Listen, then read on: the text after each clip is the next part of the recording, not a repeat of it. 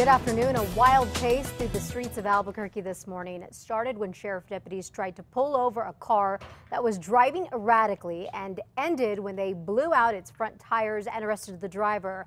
That was over at Unser and Western Skies on the west side. And that's where our News 13's Matt Morrow is live right now. Boy, Matt, this was wild. You're absolutely right, Elizabeth. This was one wild and crazy chase. Now, at one point, construction workers were literally jumping out of the way so they could save their lives. That chase ended just a couple hours ago, right on that street corner. That's after deputies put out spike strips and finally got this car to stop. Now, take a look at this. Our cameras caught part of this chase as this car sped through Albuquerque for literally about 35 minutes this morning. Deputies tell me that it all started on Griegos and Rio Grande in the North Valley. It's when a guy named Larry Gonzalez, they say, was drunk and driving all over the place, would not stop. And they say at that point he went through a construction zone on Griegos. The construction workers then were jumping out of their way to save their lives.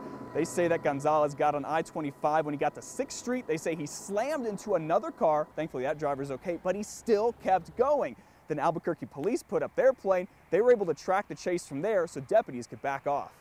It allows our officers to back off, and a lot of times what that'll do is cause the individual that's being pursued to not drive in the same way, thinking that we're backing off, but we're still able to keep constant contact with him from the air and be able to set units up like we did today to get the spike belt out and bring this to a successful conclusion.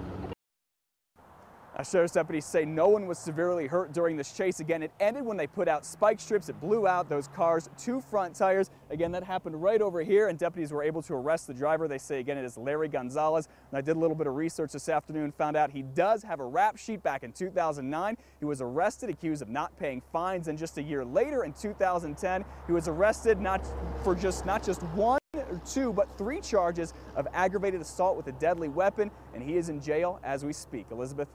All right, thought I was in LA there for a moment, Matt. Thank you for that. By the way, Lawrence Gonzalez is facing DWI, aggravated eluding and aggravated assault charges.